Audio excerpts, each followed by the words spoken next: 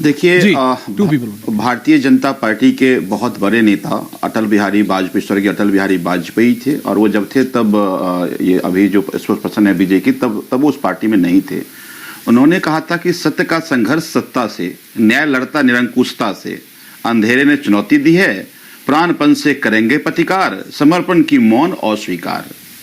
मैं ये कहना चाह रहा हूं कि आज भारतीय जनता पार्टी जिस तरीके से एक तानाशाही देश में हर वो व्यक्ति जिनसे उनको चुनौती है, जो उनको चुनौती दे रहा है, जो उनको आंख में आंख डालकर ये समझा रहा है, बता रहा है कि डेवलपमेंट क्या होता है और आपने क्या किया है, उसको बंद करने की कोशिश कर रहे हैं।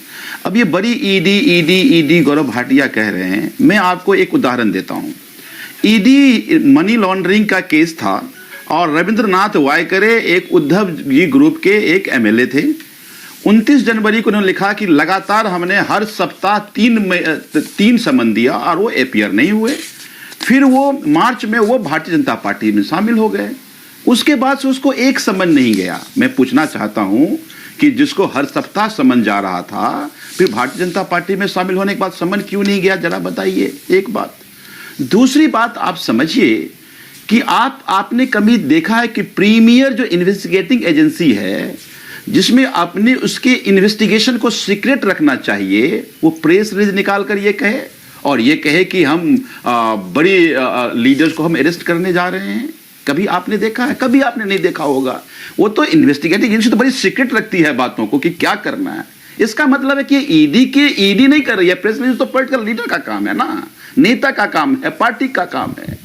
तो अब पार्टी के कहने पर प्रीमियर इन्वेस्टिगेटिंग एजेंसी, जिसको बड़े सीरियस ऑफेंस की जांच करने की जिम्मेदारी थी, जिसकी जिम्मेदारी ये दी थी कि टेरर फंडिंग अगर हो रहा है तो उसको रोका जाए और ऐसे लोगों को पकड़ा जाए, जिसकी जिम्मेदारी ये थी कि ड्रग बड़े बड़े माफिया हैं, वो अगर इस तरह से मनी लॉन्ड्रिंग कर रहे हैं तो उसको पकड़ा जाए, उस ईडी के तमाम क्लॉज को अमेंड करके आप पॉलिटिकल लीडर से आप बदला ले रहे हैं। तीसरी बात, अभी 100 करोड़ रुपए की बात आई है। अब ये 100 करोड़ की बात, एक बात बताइए, 100 करोड़ की बात पहली बार तो नहीं आई है ना। आज से 1 साल पहले भी इसी ईडी ने 100 करोड़ की बात कही थी और उस 100 करोड़ की बात को सुप्रीम कोर्ट के माननीय जस्टिस संजीव खन्ना जी ने कहा कि आपने जो 100 करोड़ की बात कही, इसका कोई सबूत नहीं है, इसलिए एस्टैब्लिश नहीं होता। तो जब संजीव खन्ना जी ने तब कहा, तो फिर आज ईडी उस बात को क्यों लेकर के आ रही है? तो मैं ये केवल कहना चाह रहा हूं कि आज ये इन्वेस्टिगेटिंग एजेंसी को अपना एक टूल्स बना रहे हैं और ये प्रयोग नरेंद्र मोदी जी कर रहे हैं। ये प्रयोग ये सीख रहे हैं, रसिया से सीख रहे हैं। अभी 87% वोट पुतिन जी को मिला, वहां भी डेमोक्रेसी है ना। कैसी डेमोक्रेसी आप देखिए ना। डेमोक्रेसी साउथ कोरिया में भी है, वहां भी सभी ऑपोजिशन लीडर जेल में है। यहाँ रशिया में अपोजिशन लीडर जेल में, पाकिस्तान में भी डेमोक्रेसी है, उसके भी सभी अपोजिशन लीडर को जेल में डाल दिया। देखिए क्या क्या हुआ, बांग्लादेश में भी अपोजिशन लीडर जेल में डाल के सत्ता हासिल कर लिया गया। तो उस ट्रेंड को नरेंद्र मोदी फॉलो करना चाह रहे हैं कि चुनाव जीतने के लिए इस देश के डेमोक्रेसी को आप खत्म कर दें। एक बात समझिए आप, जब कभी भी ये प्रयोग पहले हिटलर ने भी किया है कि उग्र राष्ट्रवाद का एक तरह की इंजेक्शन देने की कोशिश, फिर उसको भीड़ बना करके और फिर उससे फायदा लेकर के और देश को बर्बाद करने की साजिश पहले देश ने देखा है, वर्ल्ड ने देखा है, जर्मनी में देखा है। आप देखिए ना, ये कभी बड़े हिंदुत्व की बात करते थे और हिंदुत्व के सबसे बड़े गुरु, जिसको हम भगवान शंकराचार्य कहते हैं, उन्होंने जब ये कहा कि आप प्राण प्रतिष्ठा में नहीं कर रहे हैं, तो भारतीय जनता पार्टी की जो सोशल मीडिया की आर्मी थी, वो भगवान शंकराचार्य तक को नहीं छोड़ा। तो ये लोग केवल धर्म का हो, नेशनलिज्म का हो, इसका उपयोग करके इस देश के लोगों के सिटीजन के राइट को सीज करने की कोशिश कर रहे हैं। ऑपोजिशन की जो डेमोक्रेटिक राइट है उसको सीज करने की कोशिश कर रहे हैं। ये तो कहते हैं ना कि 400 पार, क्यों कह रहे हैं 400 पार? संजीव झा, 400 पार केवल इसलिए कह रहे हैं कि जो अब रसिया में जिस तरह का कानून है, साउथ कोरिया में कानून है, वो कानून बना लो, संविधान खत्म कर दो। देखिए कानून तो बना, देखिए गौरव भाटिया जी, संजीव जी, ओके रिलैक्स। मैं सिर्फ इतना कह रहा हूं संजीव झा जी, अगर इतने ही सत्य है सब कुछ, जैसे मैंने कहा, जैसे आप कहते हैं ईडी गलत है, ईडी के पास कुछ नहीं, सब कुछ फैब्रिकेट कर रहा है, तो 2 नवंबर 2023 से लेके ये 17 मार्च 2024 आ गया है ना, ये 9 समन हो गए। एक भी बार अरविंद केजरीवाल जी जाते क्यों नहीं? ऐसा क्या है जो छुपा रहे हैं वो, या वो इससे क्या चीज है जिससे वो घबरा रहे हैं? बड़ा अच्छा 2 नवंबर, 21 दिसंबर, 3 जनवरी, 17 जनवरी, 2 फरवरी, 14 फरवरी, 22 फरवरी, 27 फरवरी, 17 मार्च, 9 समन। ये तो कोई आम आदमी को तो इतना नहीं संजीव जी, क्योंकि आपकी पार्टी का नाम ही आम आदमी पार्टी, आप ही के पास आ रहा हूं और उसके बाद गौरव जी जवाब दे रहे हैं और फिर दोनों के पास जाऊंगा। लेकिन सोचिए, क्या किसी आम आदमी के पास या किसी आम आदमी को ईडी इतना लेवरेज देती है? नहीं देती। वो दिल्ली के मुख्यमंत्री हैं, इसीलिए उन्हें इतना लेवरेज मिल रहा है कि 9 समन के बाद भी नहीं हो रहा है। जी साहब, अब देखिए, आपने बिल्कुल ठीक कहा कि 9 समन आए और पहले समन में अरविंद केजरीवाल जी ने यह कहा कि आप जो समन भेज रहे हैं हमें किस हैसियत से बुला रहे हैं? 9 समन में जवाब नहीं आया।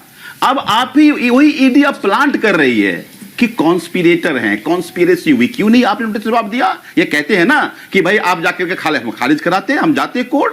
लेकिन आप लगातार 9 के 9 समन में अरविंद केजरीवाल जी ने चिट्ठी लिखकर पूछा कि आप हमको किस हैसियत से बताएं। अभी भी लिख के नहीं बताया ईडी, अभी भी ये प्लांट हो रहा है खबर, मीडिया में खबर चल रही है, प्रेस रिलीज निकल रहा है, अरविंद केजरीवाल को लिख करके नहीं आया। तब मैं कह रहा हूं ना, एक दूसरी बात कि 2 साल से जांच चल रही है सर। 2 साल से जांच में अगर मनीष जी की चार्जशीट की बात करूं तो 70,000 का चार्जशीट पेज का चार्जशीट हो गया और लगभग 500 जगह छापा पड़ा। 1,000 अफसर 2 साल से। आपको भी बराबर का टाइम मिलेगा, ऐसा नहीं? क्यों नहीं निकले? 1 रुपए कहीं नहीं मिल रहा है। चलिए, एक रुपया कहीं नहीं मिला। अगर कहीं नहीं 100 करोड़, अच्छा अभी इनके ओके, ठीक है संजीव जी जवाब दे रहे हैं। थैंक यू, जवाब दे रहे हैं। हाँ संजीव जी, घर बर्बाद करते समय थोड़ा भी दुख नहीं हुआ सर? देखिए, हमने इनसे गौरव भाटिया जी से पूछा था कि जब उद्धव ठाकरे ग्रुप के विधायक जी रविंदर वायकर जिस पर 3 समन के नोटिस लगातार गए थे, भारतीय जनता पार्टी में ज्वाइन करने के बाद फिर नोटिस क्यों नहीं गई? और फिर नोटिस नहीं गई तो क्यों न माने कि ये political notice Bharatiya Janata party के द्वारा भिजवाया गया था, और जब शामिल हो गए तो फिर नहीं गया। तपस राय के यहाँ पर बंगाल में रेड हो जाता है जनवरी में, और भारतीय जनता पार्टी ज्वाइन करते ही फिर उसके बाद तो ईडी कोई पूछताछ करने नहीं गई। तो क्यों ना माने कि फिर भारतीय जनता पार्टी ईडी के जरिए गुंडागर्दी और डराने की कोशिश कर रही है। तीसरी बात देखिए, एक बहुत गंभीर बात मैं आपको बता दूं, और तीसरी बात इन्होंने कहा कि ईडी पर आरोप लगा तो ईडी क्यों नहीं प्रेस कॉन्फ्रेंस करेगी? तो इसका मतलब है कि ईडी अब पॉलिटिकल विंग बन के काम करेगी, ईडी इन्वेस्टिगेटिंग एजेंसी बन के काम नहीं करेगी। चौथी बात देखिए, बात है ही नहीं जांच की। इलेक्टोरल बॉन्ड में रंगे हाथ पकड़े गए हैं। जिस तरह से चंडीगढ़ में वोटों की चोरी करते हुए रंगे हाथ पकड़े गए थे, अब इलेक्टोरल बॉन्ड में रंगे हाथ पकड़े गए हैं। और यही कारण है कि सुप्रीम कोर्ट के बार-बार स्नब करने के बावजूद अभी भी दोनों सिलोज को एसबीआई को नहीं करने के लिए भारतीय जनता पार्टी कह रही है। क्योंकि अगर ये अब तो 2 साल हो गए जांच करते हुए ना, 2 साल में ना तो इनको एक अठन्नी मिला और ना आपको कहीं कोई किसी तरह की कोई जानकारी मिली। लेकिन इलेक्टोरल बॉन्ड में क्लियरली एस्टैब्लिश हुआ है ना कि जिस कंपनी पे आपने रेड किया वही कंपनी, ऐसे दर्जनों कंपनी है जिस कंपनी ने आपको चंदा दिया। तो ये तो क्लियरली एस्टैब्लिश है। फिर तो यहां तो तुरंत जेल भेज देना चाहिए था प्रधानमंत्री जी को, तुरंत जेल भेज देना चाहिए था तमाम फाइनेंस मिनिस्टर को, होम मिनिस्टर को। चूंकि भाई ईडी ने रेड किया, क्विड प्रो क्वो, इससे बड़ा और क्या हो सकता है? मनी लॉन्ड्रिंग का व्हाइट उदाहरण, इससे बड़ा तो कुछ नहीं हो सकता है ना। तो इसीलिए इस वक्त समझिए कि डिबेट को डाइवर्ट करने के लिए नैरेटिव बनाने में लोग बड़े मास्टर हैं कि कोई नया नैरेटिव बना दो, अब ये अरविंद केजरीवाल गिरफ्तार कर लेंगे तो कोई चर्चा नहीं करेगा इलेक्टोरल बॉन्ड का। भूल रहे हैं कि इस देश में और भी लोग तानाशाह बनने की कोशिश किए, उनको देश ने क्या हालात किया। आपको इतनी जल्दी इतिहास मत बोलिए। अच्छा, तो इसलिए आपको जो करना है कर लो। देखिए, कोई दम नहीं है, हो चुकी है, जनता को डिसाइड करने देते हैं किसके तर्क में कितना दम है। तो अच्छा, चौथी बात ये कह रहे हैं कि भाई हमें बड़ी वरिष्ठ लॉयर हूं। ये ऐश्वर्या जी देखिए ठीक बात नहीं है, मैं समझता हूं। आप ही को बराबर का, आपको भी बराबर का समय मिला है बॉस। आप दोनों को पक्षों का दोनों का मिलेगा। आप ही के पास आ रहा हूं उसके बाद। Sanjeev Jha ji, ending comments quick रखिए। देखिए, इन्होंने अरविंद केजरीवाल अवसर देख के पार्टी नहीं बदलते। अरविंद केजरीवाल लड़ते हैं। सबको रख लीजिए। केजरीवाल इस देश की जनता की आवाज बनते हैं। तुमको जो करना है तुमको कर लो, लेकिन अरविंद केजरीवाल से घबराएगा नहीं। अरविंद केजरीवाल ऑन स्लाउट करेगा, उतनी ही मजबूती से और आवाज उठेगा। अरविंद केजरीवाल डरेंगे, अरविंद केजरीवाल डरेंगे। अपने से तुलना क्यों करते हैं अरविंद केजरीवाल को? अरविंद केजरीवाल को अपने से तुलना मत करो। अरविंद केजरीवाल शेर है। अरविंद केजरीवाल हमेशा हमेशा पहले ही कहा। एक बात, दूसरी बात, हमारे लायक कहते हैं है कि ही नहीं। लास्ट- ED का लास्ट, फॉर्म अभी एक दो का क्या टाइम ये नहीं है। फॉर्म है? लास्ट नहीं, ये कॉन्स्टिट्यूशन में लिखा है क्या? सीआरपीसी में लिखा है क्या? सीआरपीसी में अगर समन इशू करते हैं तो एक यूज को ये पूछने का अधिकार है। आपने ईडी को मॉन्स्टर बना दिया है। ईडी को आपने ये गलत कह रहे हैं, इनको पता नहीं है कौन सी ईडी को CRPC आपने पढ़ रही है। रखा ही इसीलिए, इसी तरह से सर्वोच्च है। न्यायालय की टिप्पणी इसी सुनी थी, इसी आदेश इसी दिया। का इसी अगर को समन आए तो जाना अब पड़ेगा, भैया, वरना आप किस रोक तरह के लगवाओ लॉयर हैं, समन वो पे आपको उच्च मुबारक। न्यायालय से। लेकिन अगर सीआरपीसी कोई में कानून समन नहीं आता आता है, हो sorry to तो say, ये ऐश्वर्या जी, एक्यूज का ये अधिकार है अरविंद कि Kejriwal accuse- WhatsApp accuse- university से एक्यूज- निकले हुए एक्यूज- प्रवक्ता हैं। एक्यूज को बताए भैया विधायक मदिरा नहीं का है, सेवन ना प्रवक्ता नहीं है, करिए। सिर्फ मैं तो इतना कह रहा हूं